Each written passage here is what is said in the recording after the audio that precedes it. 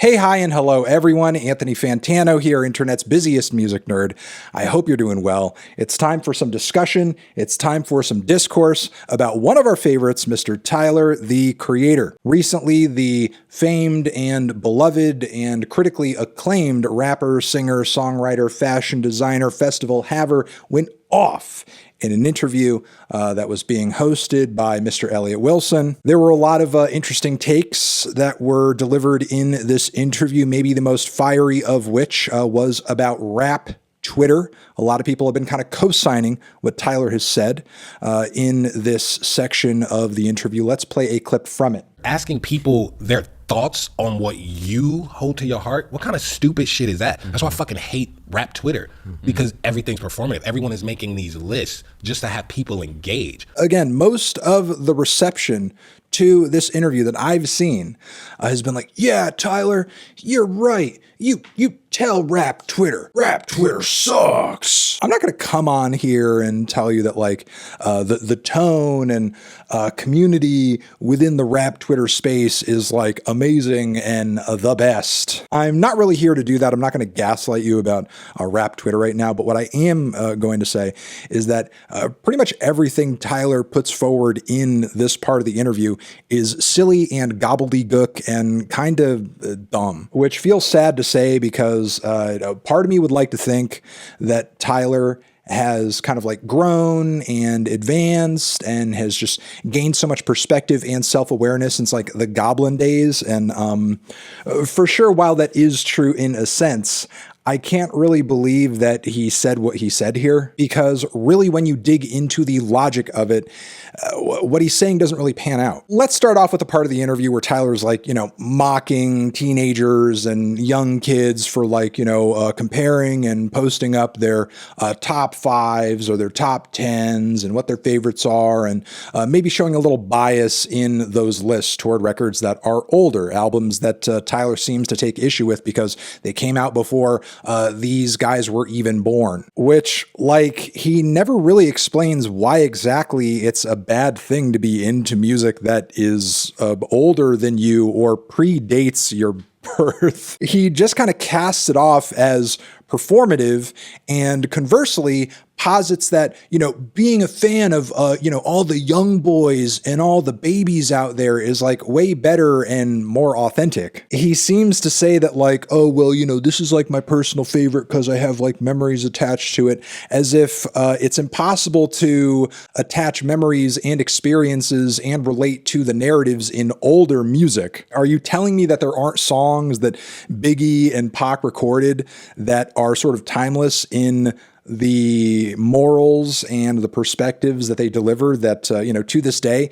people still listen to them and think like, wow, that's like still a pretty relevant and emotionally impactful thing to say? Obviously, that question is rhetorical. Of course, people are still listening to their music to this day because it's relatable and you can attach meaning and experiences to it. I would argue it's a lot harder to do that with a lot of NBA YoungBoy songs because most of the time that dude's rapping about fucking nothing. While I think Tyler makes a fair point about, yeah, it's kind of whack and weird to be into certain artists or be into certain albums because, again, you're doing it performatively, you're doing it to impress other people or to show other people you have taste. That's weird. But also, it's just as cringe and just as dumb and thoughtless to be into music because it's contemporary and popular. That can be performative in its own way. Then Tyler seemed to be really angry about people like putting his albums in tier lists and talking about what records of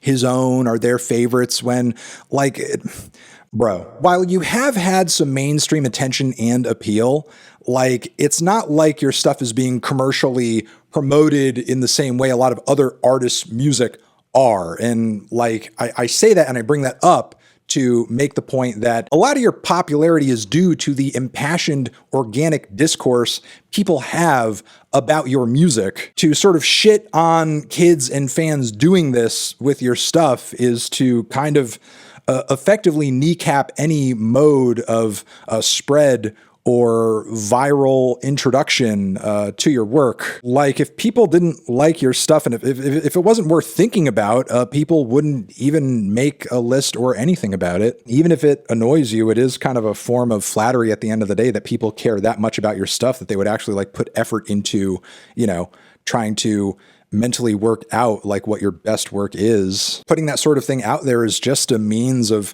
meeting and finding other people who are into similar kinds of music and creating community around that. And well, why is that bad? Yeah, I mean, if I had the ability to step into frame in this interview and interrupt it during just like one moment, it would be there, and I would just ask, so why is this bad? Why is it wrong for people in this age range to do this? Like, okay, you can say, oh, who cares about what your top 5 is? But like, why do you care about them making a top 5 to begin with? Why do you care so much? I mean, look, I'm not trying to shit on the guy overtly or, just drum up a simple hypocrisy argument here. But like, we know, people who have paid attention for years know that back in the day, you used to participate in certain rap forums, sometimes in a very contentious way, which was publicized.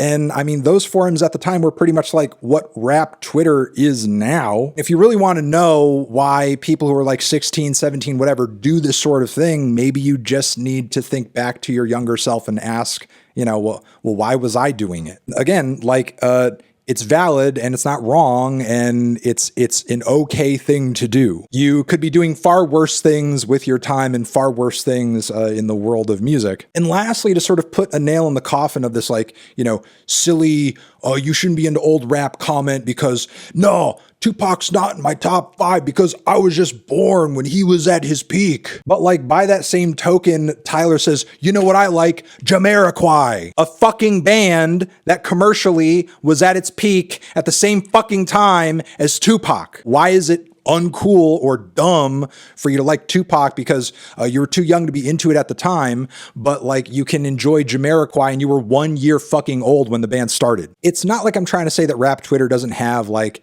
its toxic pockets of the community, that sometimes the discourse over there can't be annoying. Certainly it can. But like, generally speaking, groups of people, regardless of their age, making lists of artists, regardless of when they were popular, in terms of like, oh, this is my fave, this is my top, this is my top that.